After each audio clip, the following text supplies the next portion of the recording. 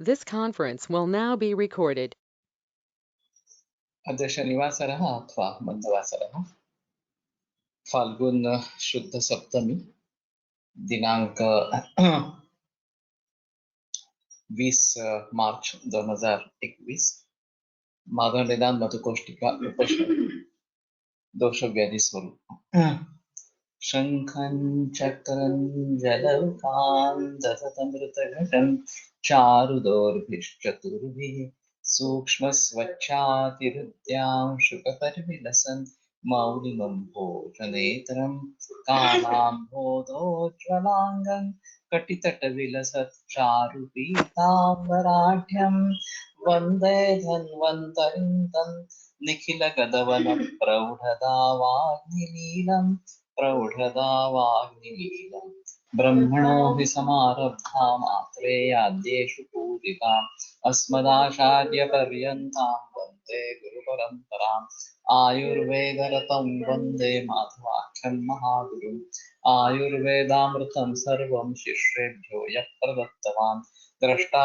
ज्ञानी दृष्टकर्मा कृतकर्मा तथैव च अध्यापको विश्वश्रेष्ठो महान् संशोधकस्तथा गुणैरेतैः समुदितैः यत्कार्यं प्रतनोति सः समृद्ध्यर्थं हि कार्यस्य वयं प्रयतामहे सरस्वत्यै नमो यस्याः प्रसादात् पुण्यकर्मभिः बुद्धिदर्पणसङ्क्रान्तं जगदध्यक्षमीक्षते आत्रेयं प्रथमं वन्दे आयुर्वेदजगद्गुरुम् आयुर्वेदामृतं सर्वं गृहीत्वा हि सुरेश्वरात् अग्निवेशादिकेभ्यो यत् प्रेच्छत् मुनिसत्तमः प्रथमं तन्त्रकर्तारम् अग्निवेशं नमाम्यहम्।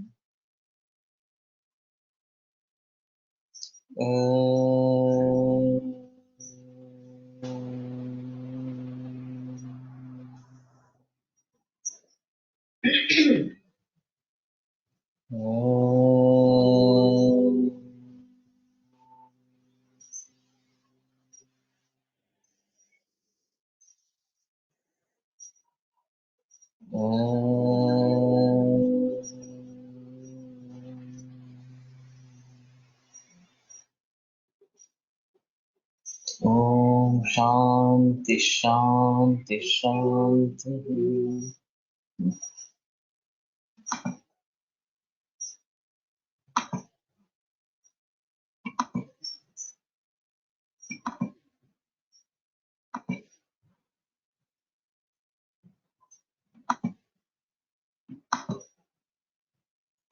अरे असं काय करता हा? कालही गोळ घातला आणि त्याने तो चालू ठेवायला लागतं सगळं.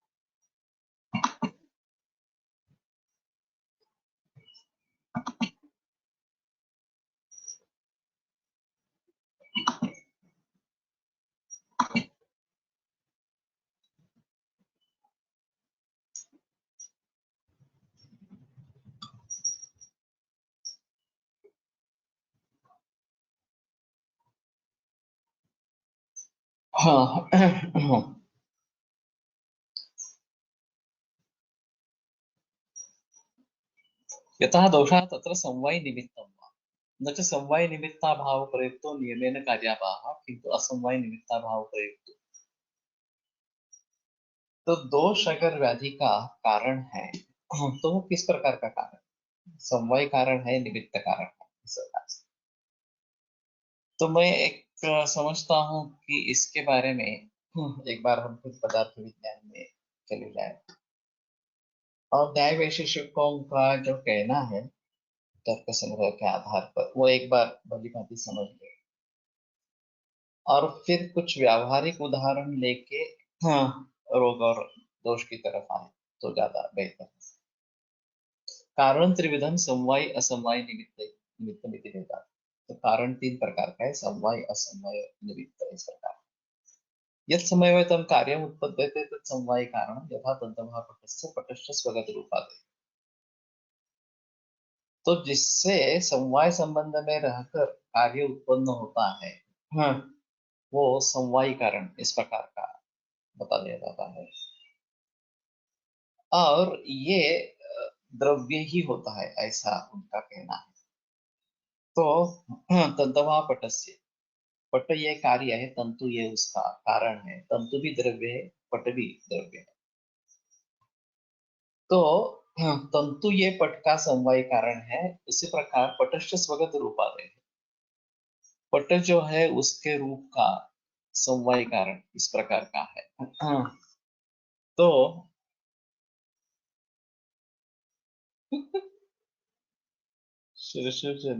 विषग्न चिकित्सा चाहिए।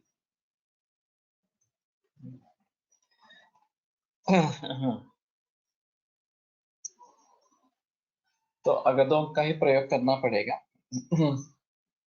तो ते मधमाशा चालल्यावर लक्षण असताना काय होतात? मधमाशीच्या संदर्भात एक प्रश्न आला था। मेरा अनुभव नहीं है इसके बारे में, जिस किसी को अनुभव हो वो बता दे। तो समवाय कारण द्रव्य ही होता है, ये एक बिलवादी गुटिका। ठीक है। तो तंतु पट का समवाय कारण और पट उसके रूप का समवाय कारण, ये एक अहम चीज इसमें रहेगी।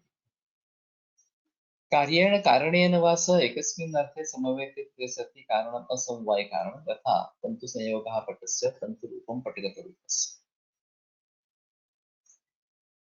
तो कार्येण कारणेन वा सह एकस्मिन् अर्थे समवेतित्वे सति, कार्य के साथ या कारण के साथ जो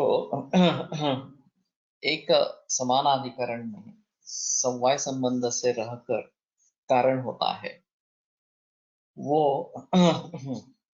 असमवाय कारण होता है, यथा तंतु संयोगः पटस्य। तो तंतु संयोग, ये जो पट का कारण इस प्रकार का बताया गया, वो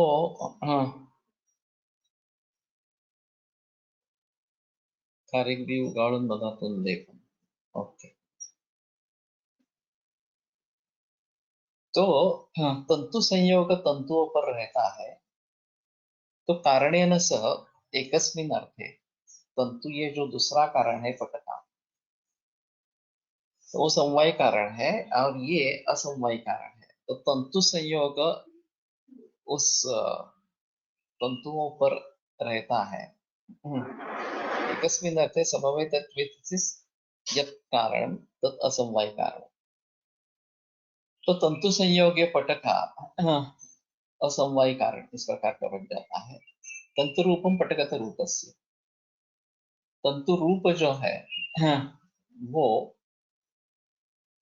तंतुओं पर रहता है ऑफ कोर्स, और वो पट रूप का कारण है। पट रूप जो है वो पट, ये जो कार्य है, या पट रूप का कारण जो पट है इस प्रकार। तो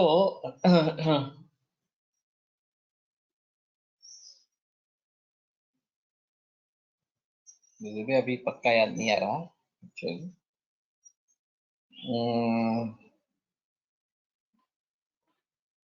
तंतु रूप पट पर रहता है, तंतु पर रहता है, और तंतुओं के साथ पट में रहता है।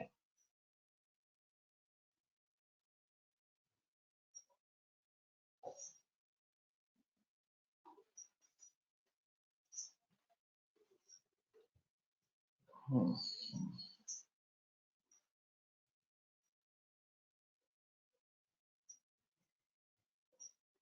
पट रूप का जो कारण पट, उसके साथ में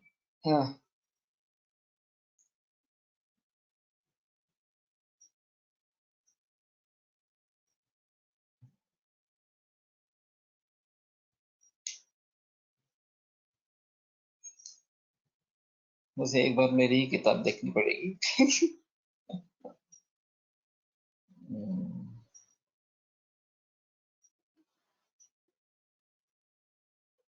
जिस रूप का तंतु होगा उसी रूप का पट बन गया, उसमें कोई संदेह नहीं है। तो तंतु रूप पट रूप का कारण है, इसमें संदेह नहीं है।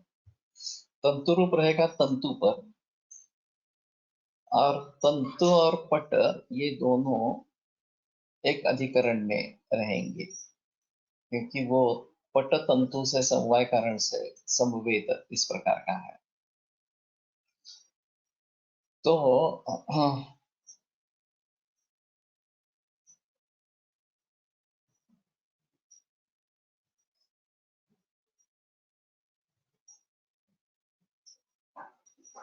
तंतु का कार्य जो पट उसके साथ समवाय संबंध से रहकर, हाँ, तो तंतु का कार्य जो पट है उसके साथ समवाय संबंध में तंतु रूप निर्माण होता है,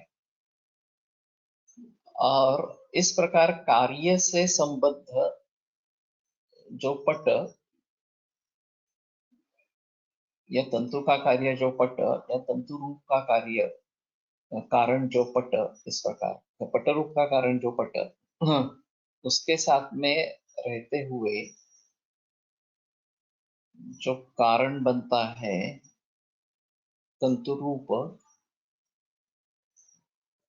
एक काम करते हैं, इथे ते पुस्तक सापडेल का ते याचं पदार्थ विज्ञान? इथे कुठे कुठे होतं बरं? 65 काढलं तर.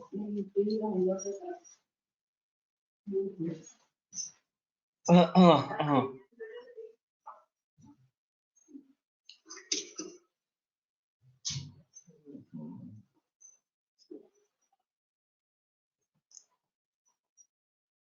हाँ, तो फिर से एक बार दोहराते हैं। कार्याणि कारणेन वा सह एकस्मिन् अर्थे सम्यते तत् कारणम असमवाय कारणम। तो कार्य के साथ या कारण के साथ समवाय संबंध से रहकर जो कारण बनता है वो असमवाय कारण इस प्रकार का होता है।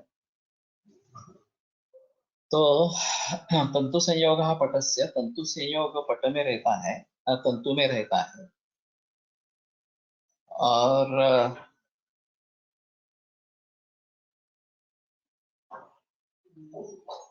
उसका जो कार्य पदार्थ विज्ञानाच्या पुस्तकामध्ये, बरं ठीक आहे, ते पटकन सापडलं तर बघूया.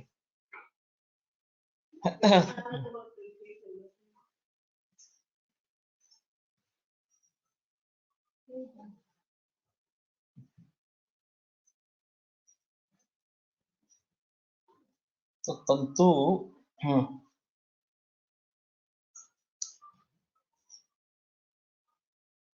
यंत्र असमवाय नहीं है, यंत्र जो है वो निमित्त कारण ही रहेगा, लेकिन ये संयोग रूप मिळालं ना, का नहीं? ये सब जो है वो असमवाय कारण इस प्रकार के हैं. विणकर निमित्त है, उसमें कोई संदेह नहीं है. तो तंतुपट का समवाय कारण है, इसमें कोई संदेह नहीं है. वो तो द्रव्य जो है वो समवाय कारण इस प्रकार का है. असमवाय कारण जो है वो गुण इस प्रकार के रहते हैं. तो तंतु संयोग ये एक गुण है और तंतु रूप ये दूसरा गुण है. तो तंतु संयोग जो है वो तंतुओं में रहेगा, और वो पट का कारण इस प्रकार का बनेगा. तो पट इस कार्य का जो कारण,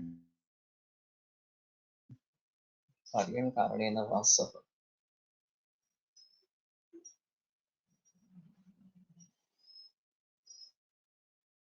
तो तंतु में पट निर्भर है, या तंतु पट का आधार समवाय कारण इस प्रकार का है, और उस पट रूपी कार्य के साथ तंतुओं पर जो रहता है तंतु संयोग, वो असमवाय कारण बन जाता है. और पट रूप का कारण जो पट, उसके साथ तंतुओं पर तंतु रूप रहता है। हाँ बराबर, कारणेन वासः एकस्मिन् अर्थे। तो पट रूप का कारण पट, ये कारण जो है उस कारण के पट के साथ तंतुओं पर तंतु रूप रहता है, क्योंकि उसमें समवाय संबंध है और तंतु और पट में भी समवाय संबंध है। बराबर, ये अभी हो गया है। मैं जो भूल गया था वो फिर से याद आया। तो असमवाय कारण गुण इस प्रकार का होता है, और बाकी सभी कारण जो होते हैं वो निमित्त कारण इस प्रकार से कहा जाता है। तो दंड, कुलाल, वो चक्र वगैरह वगैरह है। तंतु अवयव पट अवयवी पट गुणी पट रूप गुण असे पुस्तकात तुम्ही डायग्राम दिली आहे sir. Yes, now I remember. मुझे अभी याद आया। ठीक है। तो पहला जो है तंतु संयोग पटस्य, उसमें तंतु संयोग ये तंतु पर रहता है और उसी तंतु में पट ये कार्य भी रहता है, क्योंकि उनका समवाय संबंध है और तंतु और तंतु रूप का समवाय संबंध, तंतु संयोग का समवाय संबंध। तो कारणे कार्येण सह एकस्मिन् अर्थे तंतु इस एक अर्थ पर समवाय संबंध से रहकर जो कारण होता है वो असमवाय कारण होता है। ये पहला कारण हुआ। और तंतु रूप जो पट रूप का कारण है वो पट रूप का कारण पट, उसके साथ तंतु रूप तंतु इस एक समान अधिकरण में समवाय संबंध से रहता है। तो कारणेन सह एकस्मिन् अर्थे समवेतित्व कारणं असमवाय कारण। तो द्वय भिन्न कारण निमित्त कारण, और इसके अलावा जो भी है वो निमित्त कारण इस प्रकार का। तो अभी ये सिलसिला किसी भी अन्य चीज के लिए लगा सकते हैं, बाकी उदाहरणों के लिए लगा सकते हैं। जब भी कोई कार्य उत्पन्न होता है तो उसके कुछ समवाय कारण होते हैं, उसके कुछ असमवाय कारण होते हैं और उसके निमित्त कारण। अब हम समझेंगे कि हम दाल बना रहे हैं या सब्जी बना रहे हैं। तो दाल बना रहे हैं तो कौन सी दाल ली है, तूर की दाल ली है या मूंग की दाल ली है, जो भी है वो। और फिर बाकी जो उसमें घटक द्रव्य है कि तड़का लगाने के लिए तेल है, सरसों है, हरिद्रा है, नींबू है, वगैरह वगैरह इस प्रकार से। और नमक है, तीखा है, कुछ गुड़ वगैरह इस प्रकार का डाल रहे हैं, जागरी डाल रहे हैं। तो और चाहे तो करी पत्ता, फिर करी लीव्स, या फिर कोरिएंडर, कोथिंबीर वगैरह इस प्रकार से डाल। तो जितने भी उसके घटक द्रव्य है ये उसका समवाय कारण बनेगा। मूल रूप से हम दाल बना रहे हैं तो दाल सबसे अहम उसमें घटक रहेगा, और फिर बाकी सभी रहेंगे उसमें, काफी संस्कार रहेंगे, काफी संयोग रहेंगे। तो ये सभी असमवाय कारण इस प्रकार से बन जाएंगे कि दाल पहले पका ली है हमने, उसमें पानी डाला है और संस्कार करके वो गुरु से लघु इस प्रकार से बन गई है, पक गई है। अब तड़का लगाना आरंभ किया, तेल डाला, वो गर्म होने के बाद सरसों डाला वगैरह वगैरह इस प्रकार से। और फिर बाद में ये वो दाल डाली और फिर उबाला। तो ये सब जो है ये सभी संस्कार के माध्यम से, संयोग के माध्यम से असमवाय कारण इस प्रकार से बन जाते। अब ये बनाने वाला व्यक्ति महाराज,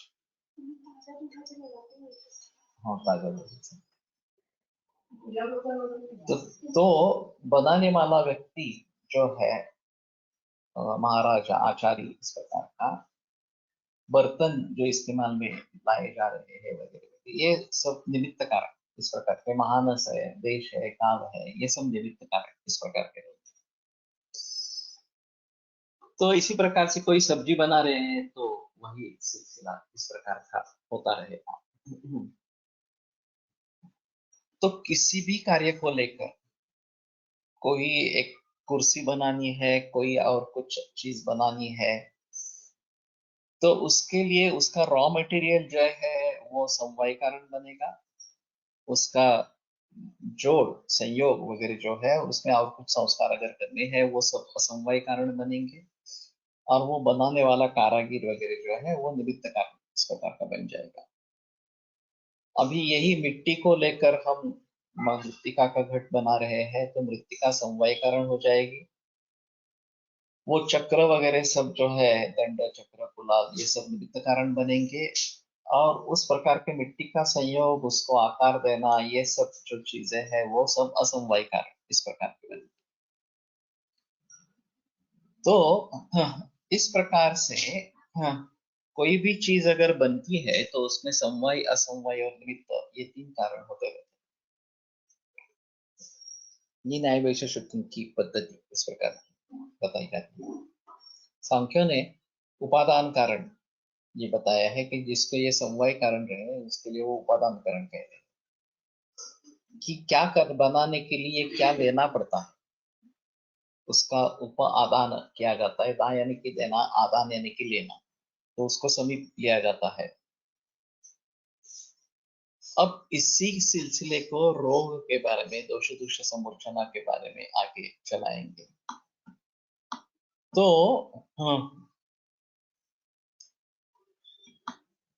रोग निर्माण होता है तो दोष और दूष समूर्छना इस प्रकार की बनती है। तो दोष और दुष्ट ये समवाय कारण, उनकी समूर्छना असमवाय कारण।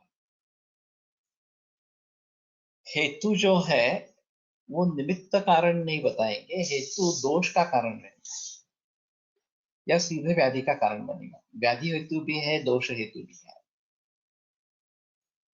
अब ये आहारात्मक है, विहारात्मक है वगैरह वगैरह इस प्रकार से अगर होंगे तो उसमें ये द्रव्य है या अद्रव्य है ये देखना पड़ेगा। ज्यादातर द्रव्य ही होते हैं। जनरली आहार संभव वस्तु रोगाश्च आहार संभव आहार, आहार जो है वो पांचभौतिक है, वो द्रव्य ही है। और दोष भी वैसे द्रव्य है, दूषण भी वैसे द्रव्य है। तो आहार वगैरह जो है वो समवाय कारण बन जाते हैं। दोष या सीधा आहार अगर व्याधि का हेतु है तो वो भी समवाय कारण इस प्रकार का बन जाएगा। और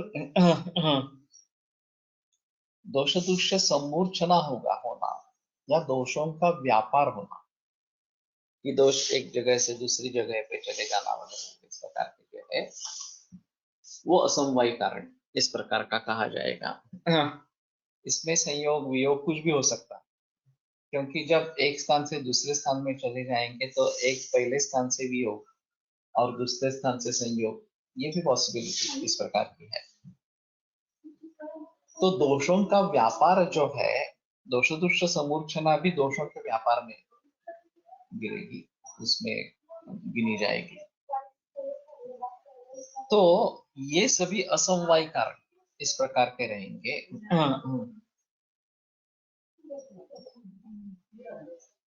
और देश काल और बाकी जो इस प्रकार के कारण रहेंगे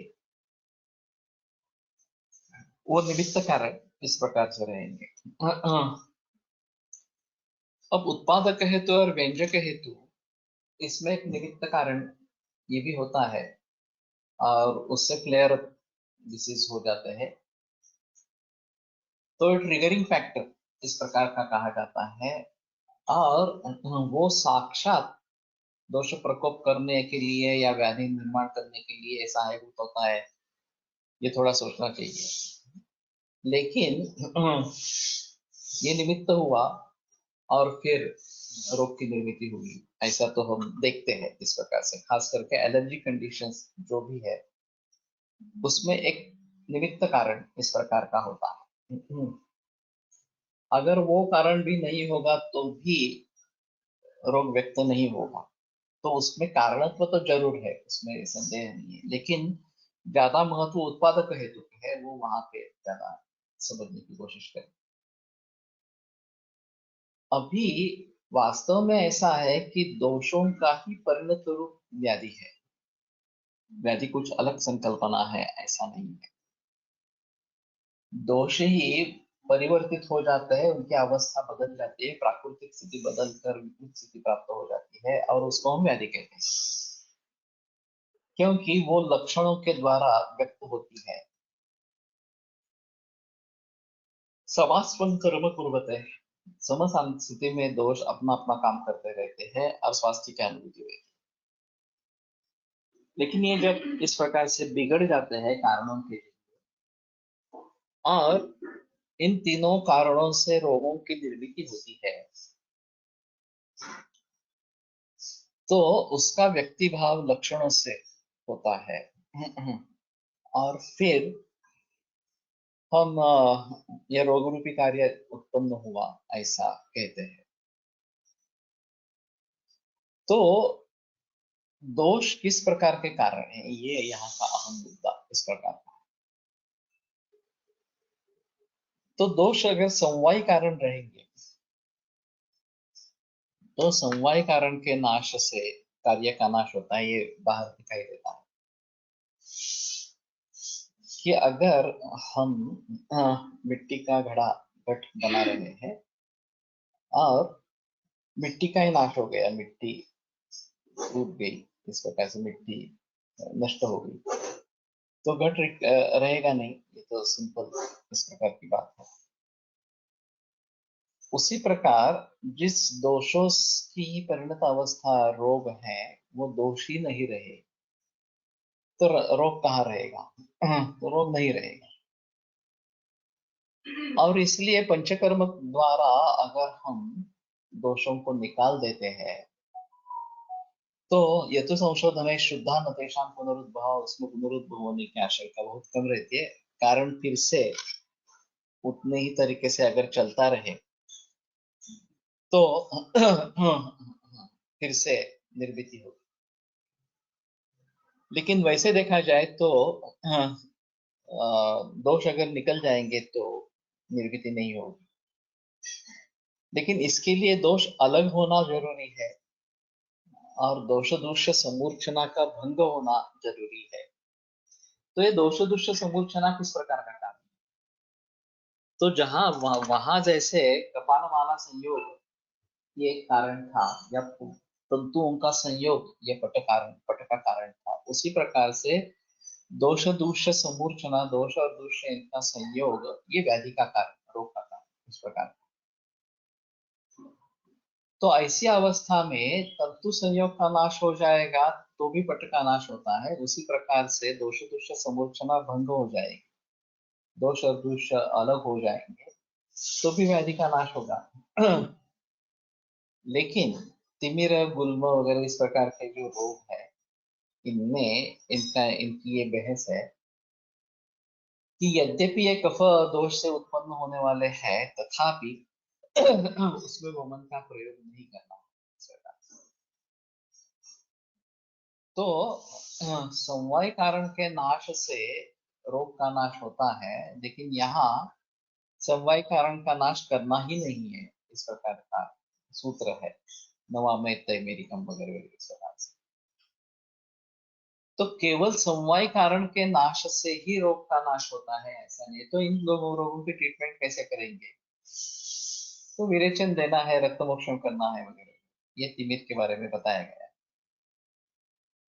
तो दोष दुष्य समूर्छना अगर भंग हो गई, असमवाय कारण जो है वो नष्ट हो गया, दूर हो गया, तो भी रोग का नाश होता है। और वही हम करते आ रहे हैं बहुत सारे वर्षों से, कि दोष दुष्य समूर्छना को दूर करना और भंग करना, और उसके जरिए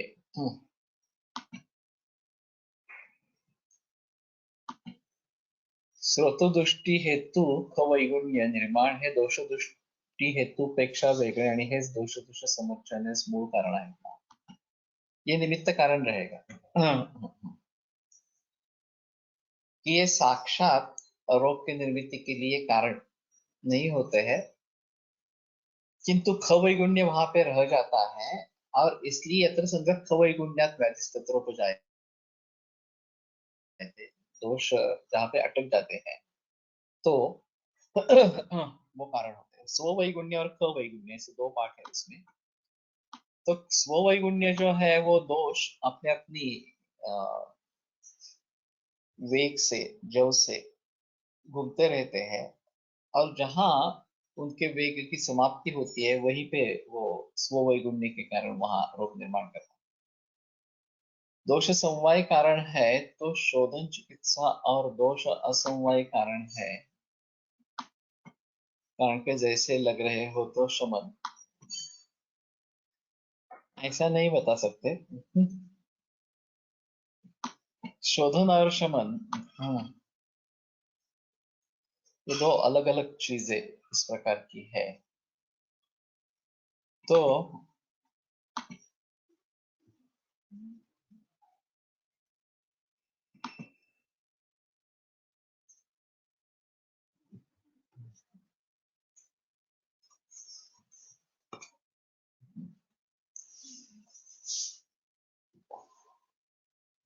तो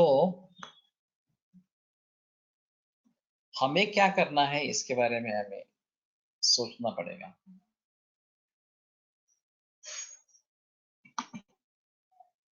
एक शंका अशी आहे की निमित्त कारण काहीतरी लागतंच बा.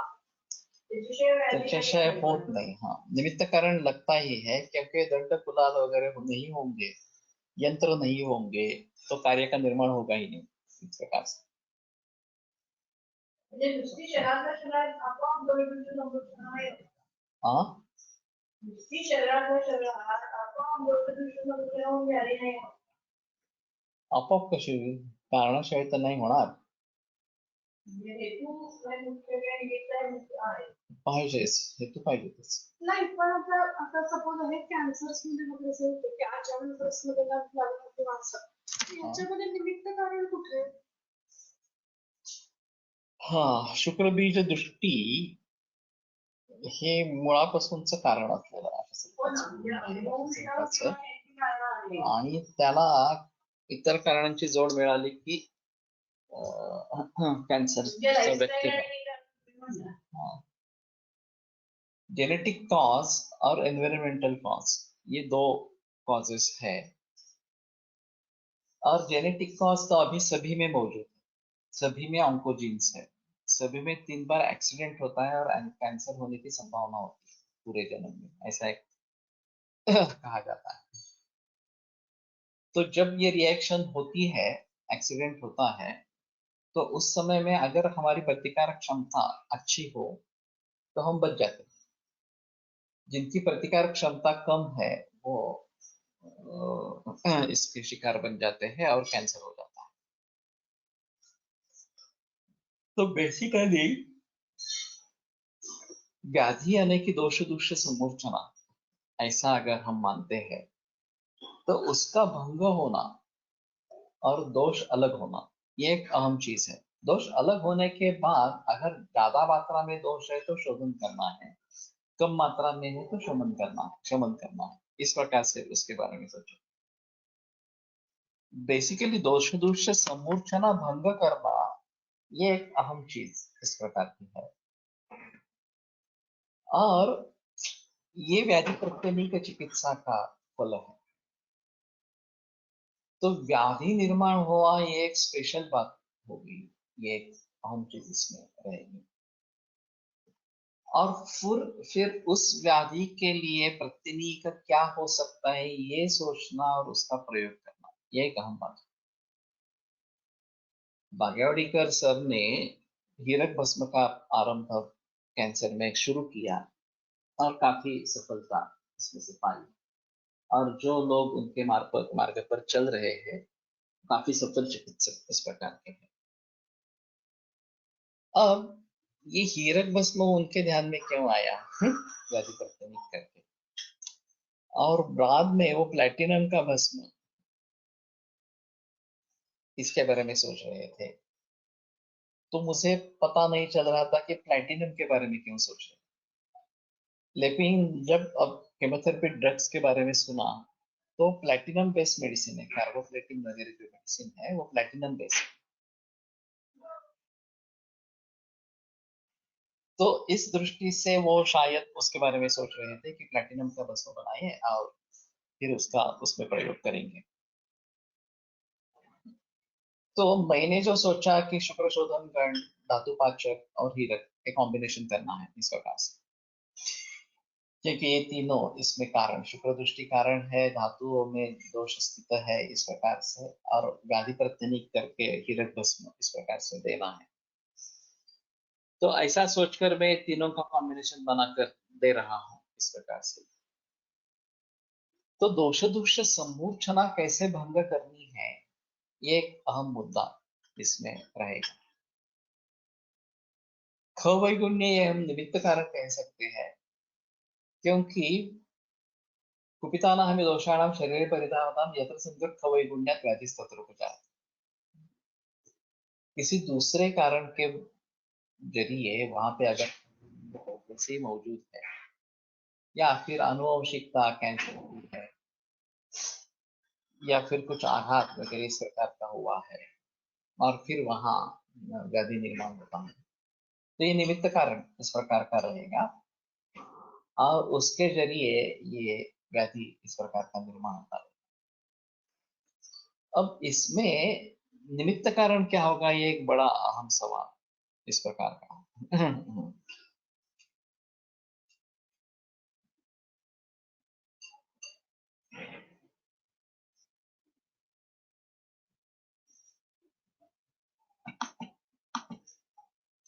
कॅन्सर मध्ये असे दिसून येते की एखाद्या मोठ्या मानसिक धक्क्याने कॅन्सरची सुरुवात दिसते, अशा वेळेस हे त्याचे निमित्त कारण होऊ शकते आणि शुक्रबीज दृष्टि हे मूल कारण, बराबर है।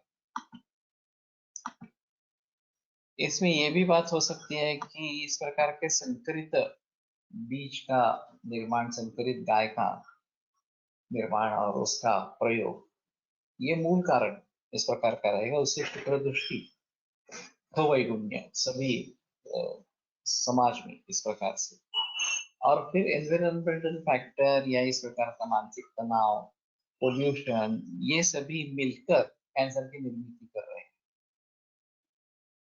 अब जब हम द्रव्यों पर उतर आते हैं, ये द्रव्य है तो उसको हम समवाय कारण इस प्रकार से कह सकते हैं। ये जो बाकी दोष व्यापार जो सभी है उसको हम असमवाय कारण इस प्रकार से कहेंगे, और दोष व्यापार की परिणति अंतिमतः दोष दुष्ट समूर्छना में होती है। और उसका हम विभाजन अगर कर पाएंगे, दोष दुष्ट समूर्छना, दोष और दुष्टों को अलग कर पाएंगे, तो व्याधि का नाश इस प्रकार का हो जाएगा। और फिर दोषा स्वतः क्रियांतरेण वा निवर्तते, दोष अपने आप चला जाएगा अगर आप उभय प्रत्यनिक चिकित्सा का प्रयोग कर रहे हैं, नहीं तो क्रियांतरेण वा दोष प्रत्यनिक चिकित्सा आगे कुछ करनी पड़ेगी इस प्रकार से। तो इन सभी भावों को ध्यान में रखते हुए रोग के बारे में समवायी असमवायी निमित्त कारणों को समझना, ये एक अहम चीज इस प्रकार की रहेगी। अब इन्होंने क्या किया कि निमित्त कारण के नाश से भी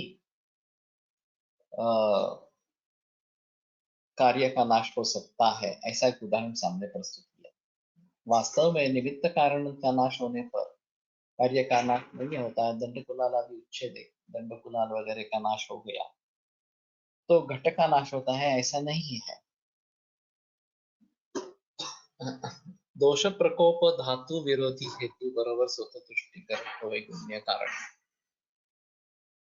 आहारश्च विहारश्च यस्या दोष गुणे समान धातुर्विगुणश्चापि स्वस्वसांस प्रदूषिता, ये मूल सूत्र ही, इसमें कोई संदेह ही नहीं है। लेकिन ये एक ही कारण रहेगा या विभिन्न कारण रहेंगे, ये भी अहम मुद्दा है। दही जैसा सेवन जो अभिसंधि है, कफ और पित्त के प्रकोप का कारण है, और उसी के साथ रक्त दुष्टि का, मांस दुष्टि का, मेदो दुष्टि का हेतु है। तो एक ही साथ में वो दोनों काम करता है, दोषों को भी बिगाड़ता है और दोषों को भी बिगाड़ता है। तो यहाँ ऐसा हो सकता है कि दही सेवन से दोनों चीजें हो जाए, दोष दुष्ट समूर्छा भी बन जाए, कफ और पित्त रक्त मांस वगैरह के साथ मिलकर कुष्ठ वगैरह इस प्रकार की व्याधि को निर्माण करती है। तो ये द्रव्य रूप है हेतु, दही जो है वो समवाय कारण इस प्रकार का बनेगा, और इस प्रकार के दोषों का व्यापार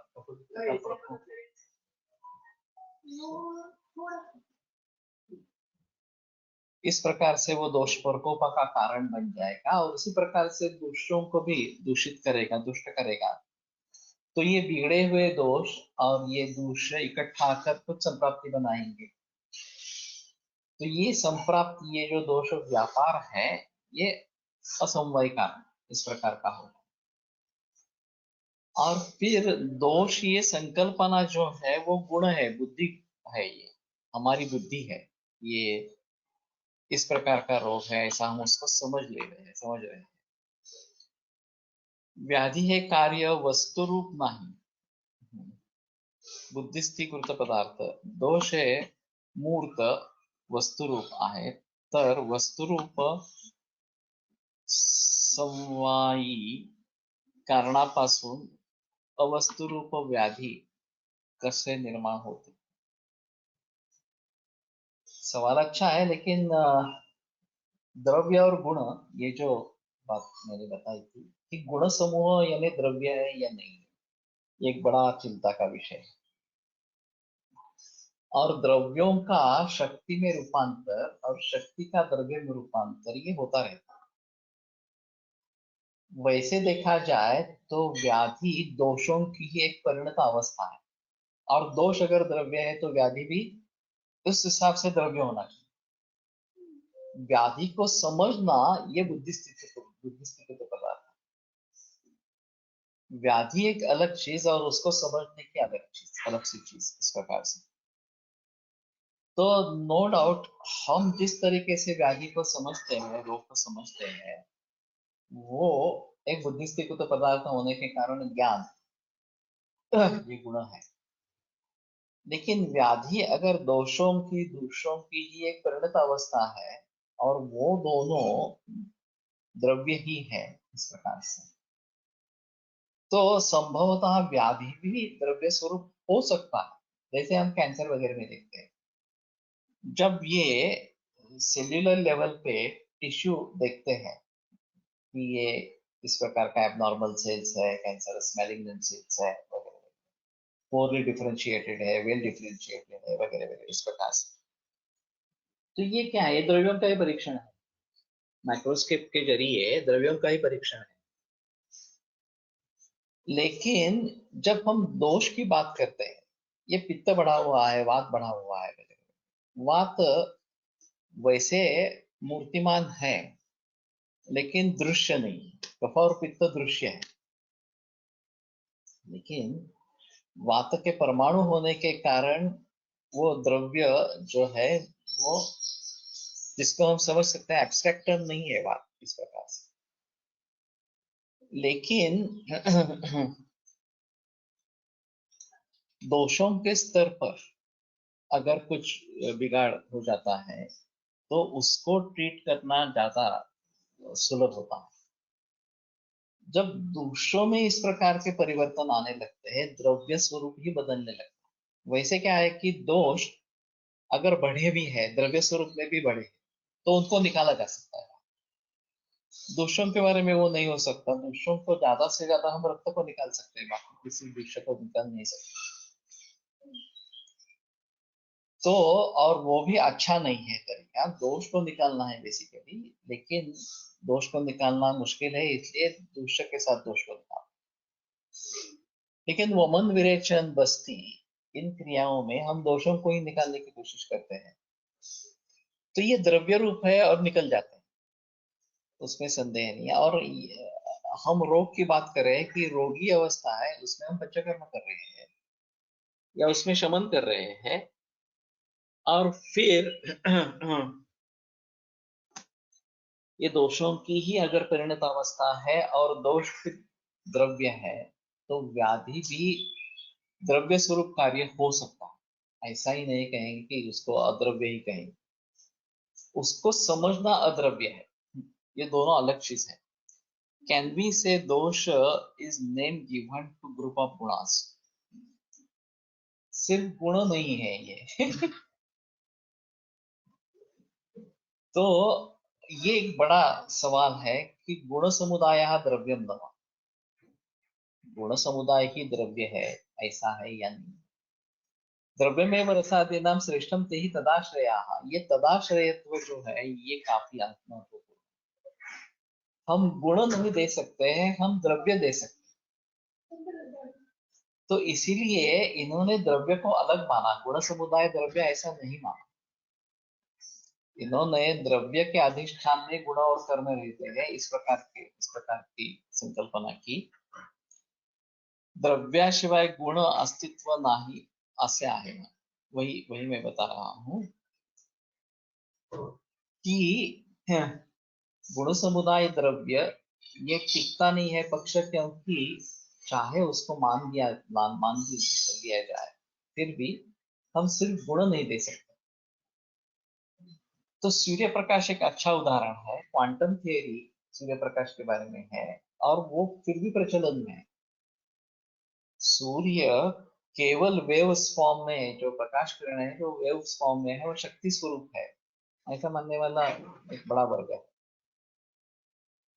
लेकिन वो क्वांटम में भी है, परमाणु स्वरूप भी है, जैसे कि तेज महाभूत के परमाणु है, इस प्रकार से। और उसमें उष्णता और प्रकाश ये दोनों है, ऐसा मानने वाला भी वर्ग है। और इसका अभी तक समस्या का हल हुआ नहीं। सूर्य क्या है वास्तव में? वास्तव में तो वायु है, जल रहा है। प्रकाश किरण जो है हमारे पास आने वाली, वो क्या है? तो क्वांटम थियरी और वेव थियरी ये दोनों वहां पे कारीगर है। तो अगर हम वेव थियरी को स्वीकार करते हैं तो ये शक्ति स्वरूप इस प्रकार का हो जाएगा। तो शक्ति यानी कि गुण इस प्रकार से। लेकिन फिर भी द्रव्यों के बगैर व्यवहार नहीं, ये सबसे अहम इस प्रकार की। तो अभी ये जो सृष्टि है हमारी पांचभौतिक सृष्टि इस प्रकार की है, इसमें भी कई द्रव्य है और उनके गुण है, उनके कर्म है, उन्हीं से हम काम निपटा लेते हैं। जो भी हम सेवन करेंगे, आहार में तो कोई प्रॉब्लम नहीं है, हम द्रव्य ही लेते हैं। विहार में भी आतप सेवन करते हैं, वायु सेवन करते हैं, तो भी हम द्रव्य ही लेते हैं। वायु रूक्ष है, रूक्ष बढ़ता है वायु सेवन से, लेकिन ये साक्षात वायु का संपर्क होने के कारण वायु महाभूत हमारे शरीर से संलग्न इस प्रकार का। तो ये इसमें एक अहम चीज रहेगी कि द्रव्यों के बिना व्यवहार नहीं है और गुणों को आश्रय नहीं है।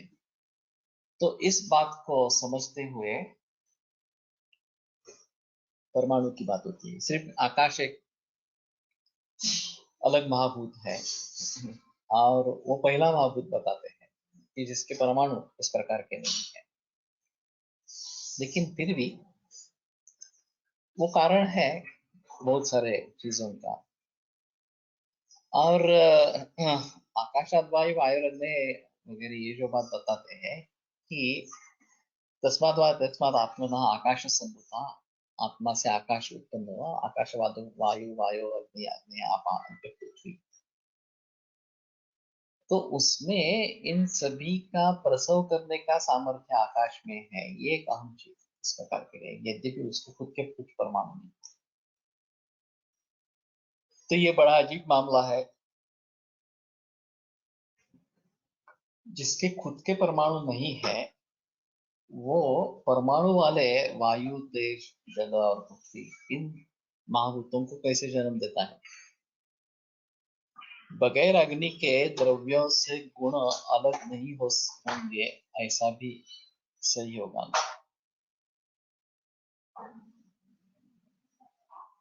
बगैर अग्नि से द्रव्यों से गुण अलग नहीं होंगे, तो मैं नहीं समझ रहा। अग्नि का एक संस्कार है, लेकिन सिर्फ वही संस्कार है ऐसा नहीं बता सकते। चैत्य का भी संस्कार होता है। तो गुण अलग हो सकते हैं उसके जरिए इस प्रकार से। अब जब गुणों से गुण बदलते हैं, संस्कार होता है इस प्रकार से, तो वास्तव में गुण वैसे ही नहीं दे सकते, द्रव्य उसके साथ में होना ही है। तो गुणाद्रव्य गुरुवादय गुणाद्रव्य पृथ्व्यादो रसाश्रय रसेष्वपदिश्यन्ते साहचर्योपचार। गुरुवादि गुण जो द्रव्य में है वास्तव में, वो मधुर रस के गुण गुरु इस प्रकार के हैं, बताए जाते हैं गुरु स्निग्ध मधुर वगैरह इस प्रकार से मधुर रस के गुण बताए जाते हैं। वो साहचर्योपचारता, जिस द्रव्य में मधुर रस रहता है उसी द्रव्य में गुरुवादि गुण भी रहते हैं, और इसलिए मधुर रस गुरु है इस प्रकार का वर्णन किया गया। तो इसको समझने की कोशिश करना काफी मुश्किल इस प्रकार का काम है, लेकिन इन्होंने जो तरीका अपनाया है कि द्रव्य अलग एंटिटी है और गुण और कर्म उसमें रहते हैं, ऐसा उनका कहना है। तो द्रव्य आधार है, गुण और कर्म अधेय इस प्रकार के है। द्रव्य से भी कार्य होते हैं, गुणों से भी कार्य होते हैं, कर्म से भी कार्य होते हैं इस प्रकार से। तो इन सभी कार्यों को प्राकृतिक स्थिति और वैकृतिक स्थिति, रोग, इन दोनों में देखना है। प्राकृतिक स्थिति अगर बनी रहेगी तो दोष धातु मल इनके जो प्राकृतिक कार्य है, एकदम चलाह चेष्टा उत्साह श्वास वगैरह वगैरह जो बताए गए हैं, उनके जरिए स्वास्थ्य बनाए रखना, और वही बात प्रकटित होने पर संसर्गा से स्वाप वगैरह या वृद्धस्तु करते नीला इस प्रकार से रोग रूपी कार्य को दिखाते रहते हैं। अब जब तक दोष ये कार्य है, दोषों की बढ़ोतरी, दोषों में प्रकोप वगैरह इस प्रकार का कार्य है, तब तक थोड़ा आसान है। लेकिन जब ये धातु निर्मित प्रक्रिया में विकृति घुस जाती है, जैसे कि कैंसर है, कुष्ठ है, प्रमेह है वगैरह वगैरह इस प्रकार से, तो फिर नौबत वाली बात होती है, दिक्कत वाली बात होती है, क्योंकि ये आसानी से मिटने वाला नहीं। शुरुआत हमारे आहार विहार वगैरह से करनी है, जो कारण है वो सभी टालने हैं, और फिर ये निर्माण की प्रक्रिया सुधर जाए, अच्छी हो, इसके लिए प्रयास करने हैं। तो इन सभी के बारे में सूक्ष्मता से देखेंगे। तो दोष किस प्रकार के कारण है, ये मुद्दा यहाँ पे उठाया है। और स्थायी निमित्त एक अलग कैटेगरी निकाली है कि जब तक वो निमित्त कारण है तब तक कार्य रहेगा, जैसे कि वर्ती या तैल। वास्तव में हम कह सकते हैं कि तैल ये ईंधन स्वरूप होता है और वो खुद जल जाता है, तो ये समवाय कारण है ज्योति का। अब ज्योति क्या कहेंगे, ज्योति तेज महाभूत है ऐसा समझेंगे, या ज्योति शक्ति है इस प्रकार से कहेंगे? दोनों है उसमें वास्तव में इस प्रकार से। तो उसका वर्त्य और तैल नाशादपि दीप नाशा, वर्ती का नाश होने से भी दीप का नाश होता है, ये निमित्त कारण है वर्ती वास्तव में। लेकिन फिर भी उसको एक माध्यम लगता है उस ज्योत के लिए। तो वर्ती अगर हम उखाड़ के फेंक दी तो अग्नि बुझ जाएगा इस प्रकार से। तो उसी तरीके से दोष स्थायी निमित्त है, ऐसा उनका कहना है कि जब तक दोष रहेंगे विकृति इस प्रकार, तब तक रोग रूपी कार्य रहेगा। लेकिन अगर हम उनका शोधन या शमन इस प्रकार का कर देते हैं, तो ये स्थायी निमित्त होने के कारण वो नहीं रहेंगे, विकृत दोष नहीं रहेंगे, तो रोग रूपी कार्य भी नहीं रहेगा, विकृत व्याधि रूपी जो क्या रहे वो भी नहीं रहेगा इस प्रकार। तो इन्हीं सभी बातों को ध्यान में रखते हुए दोष और व्याधि इसका स्वरूप किस किस प्रकार का है ये देखना है। स्वरूपतः ये कैसे है और किस प्रकार के कारण है ये सभी सोचना है, देखना है। तो समवाय कारण दोष हो सकते हैं, हम व्याधि ये दोषों की ही परिणत अवस्था और द्रव्य रूप ही है ऐसा मान सकते हैं। तो ये द्रव्य स्वरूप भी हो सकता है। व्याधि एक शक्ति रूप इस प्रकार का अगर हम मानते हैं कि केवल दोषरूप अवस्था इस प्रकार की नहीं है, तो ये भी बात हो सकती है कि ये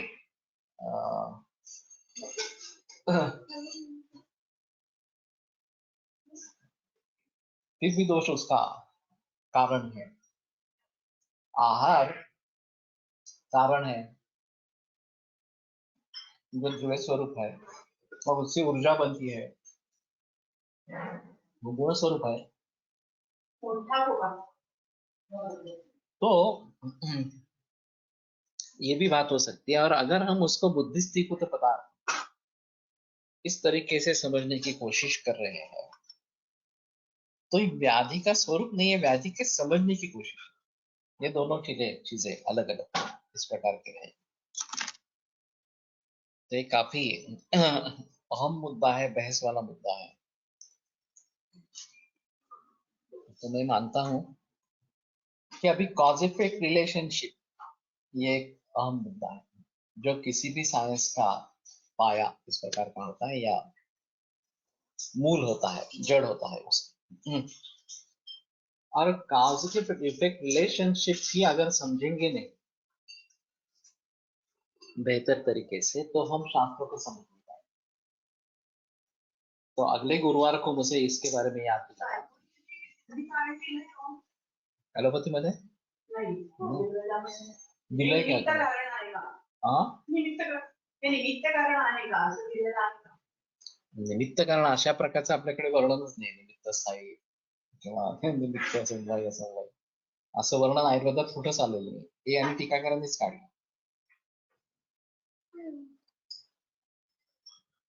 तो कार्यकारण भाव ये समझना आवश्यक है। और अभी आधुनिक विज्ञान जो कार्यकारण भाव बता रहा है वो बहुत ही छोटा हिस्सा है, वो अव्यापक है। सभी भावों को ध्यान में रखकर कार्यकारण भाव की निश्चिति होनी है और वो काफी मुश्किल है समझने के लिए। कोई प्रयास ही नहीं कर रहे हैं एक्चुअली कि इतने सब कारण है, उन सभी कारणों को ढूंढो और सभी कारणों को दूर करो तभी कार्य नहीं, सभी कारणों को अवॉइड करो तभी कार्य नहीं हो। इसलिए चाहिए कि हम सभी कार्यों को कारणों को समझे पहले। तो ये बहुकारण योगजन्य भाव इस प्रकार का है। रोग जो है, स्वास्थ्य भी वही कारण योगजन्य है। उनको अगर भली भांति समझना है तो सभी प्रकार के कारणों को समझना है और फिर उसका कैटेगराइजेशन करना है, इसमें समवाय कारण कौन से, असमवाय कारण कौन से, निमित्त कारण कौन से, और फिर उसके आधार पर किसको कैसे टालेंगे इसके बारे में सोचना पड़ेगा। तो अगले गुरुवार को मुझे याद दिलाना कि मैं कार्यकारण भाव के बारे में ही बहस करूंगा और ये एक अहम मुद्दा है। आयुर्वेद साइंटिफिक है, ये सिद्ध करने के लिए ये कार्यकारण भाव पर निर्भर है, ये सिद्ध करना बहुत जरूरी इस प्रकार का पड़ेगा। और ये कार्यकारण भाव एलोपैथी के कार्यकारण भाव से काफी अलग है, काफी गहरा है, व्यापक है। तो यह हमारा सौभाग्य है कि हमें इस प्रकार के शास्त्र को सीखने का मौका मिला है, अवसर मिला है जो एलोपैथी से कई गुना बेहतर है। तो ये एक अहम मुद्दा रहेगा कि कार्यकारण भाव किस प्रकार का है और उसके आधार पर आगे कैसे बढ़ना है। आज यहीं पे रुकते हैं। आयुर्वेद प्रकांडो निगदितहि शल्यतंत्र प्रधानः शिष्येभ्यः शाश्वतोऽयं निखिलजनकृपा व्याप्तचित्तेन येन आयुर्वेदस्य वाञ्छन् पुनरपि भुवने काञ्च सुष्ठुप्रतिष्ठां श्रेष्ठं धन्वन्तरिं तं प्रणमति च सदा वैद्यवर्गो हि नूनम् वैद्यवर्गो हि नूनम्।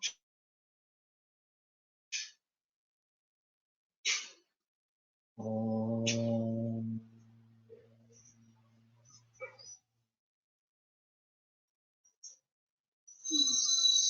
ॐ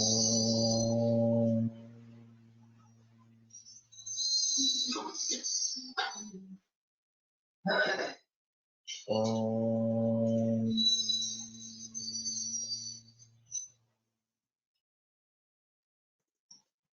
ॐ शान्ति शान्ति शान्तिः।